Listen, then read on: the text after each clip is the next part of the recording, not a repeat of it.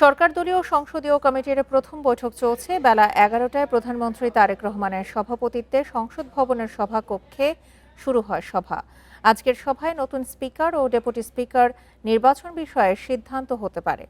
সংসদের chief whip Nurul Islam জানান, কাল সংসদের প্রথম অধিবেশন ঘিরে প্রস্তুতির বিষয়টি বৈঠকে গুরুত্ব পাচ্ছে। সাধারণত সংখ্যাগরিষ্ঠতা পাওয়া ক্ষমতাসীন দলের মনোনীত প্রার্থী স্পিকার ও ডেপুটি স্পিকার নির্বাচিত করেন। এবার ডেপুটি স্পিকারের পদটি বিরোধী দল জামায়াতে ইসলামীকে দেওয়ার প্রস্তাব দিয়েছে বিএনপি। জামায়াতে ইসলামী থেকে এখনও সিদ্ধান্ত দেয়া হয়নি।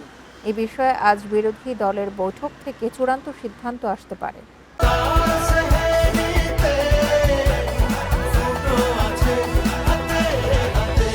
এটা আগামীকাল সেহেতু পার্লামেন্ট চলবে, সুতরাং আমরা কিভাবে পার্লামেন্টটা লিড করব, ইনসেপশনটা কিভাবে হবে, এইসব বিষয়ে আলোচনা হবে। আগামীকাল স্পিকার নির্বাচন হবে, ক্যান্ডিডেটের নাম এখন আমি বলতে পারছি না। সরকার দলীয় সংসদীয় কমিটির প্রথম বৈঠক নিয়ে আরও তথ্য জানাতে সংসদ ভবন থেকে যোগ দিচ্ছেন সহকর্মী রেজওয়ানুল হক। রেজওয়ান, প্রধানমন্ত্রীর সভাপতিত্বে তো সংসদ ভবনের সভাকক্ষে এই সভা অনুষ্ঠিত হয়েছে। এখন পর্যন্ত এই সভার বিষয়ে কি তথ্য জানা গেছে? আর আজকে যেহেতু স্পিকার ও ডেপুটি স্পিকার নির্বাচন করার বিষয়ে বেশ জোর গুঞ্জন শোনা যাচ্ছে, এখন পর্যন্ত এই বিষয়ে কি আর কোনো তথ্য পাওয়া গেছে? দেখুন, যে সংসদীয় দলের সভাটি অনুষ্ঠিত হচ্ছে সেটি কিন্তু 11:15টায় অনুষ্ঠিত হচ্ছে সংসদ ভবনের সভাকক্ষে, এবং আমরা এই মুহূর্তে আছি সংসদের ভেতরে এলডি হলের ভিতরে অবস্থানে আছি।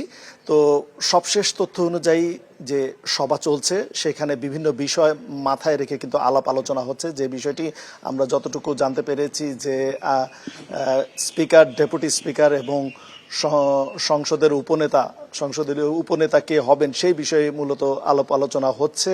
এছাড়াও আগামীকাল সংসদ সভাপতিত্ব নিয়েও কিন্তু একটি আলোচনা হচ্ছে।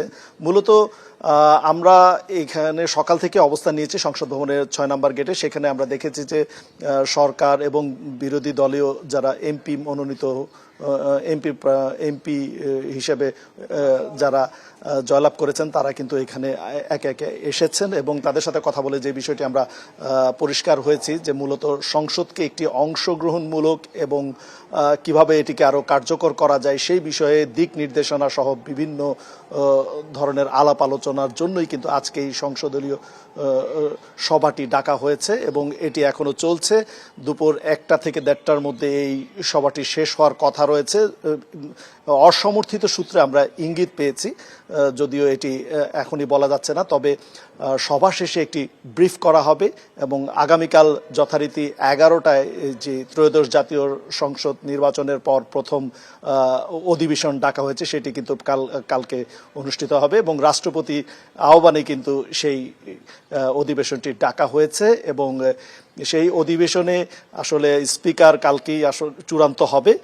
কিন্তু আজ স্পিকার কে হতে পারেন সেই বিষয় নিয়ে মূলত আলাপ আলোচনা হচ্ছে। সেই সাথে ডেপুটি স্পিকার পদের জন্য যেহেতু সরকারের তরফ থেকে বিরোধী দলকে জানানো হয়েছে যে ডেপুটি স্পিকারের জন্য পদটি যেন তারা পূরণ করেন, সেই ডেপুটি স্পিকারের পদের জন্যই কিন্তু জামাতের তরফ থেকে কিন্তু একটি সভা অনুষ্ঠিত হচ্ছে। তারাও আলাপ আলোচনা করছেন কিভাবে ডেপুটি কাকে নিয়োগ দেওয়া যায় কিংবা কাকে সমর্থন জানা যায় পদটি।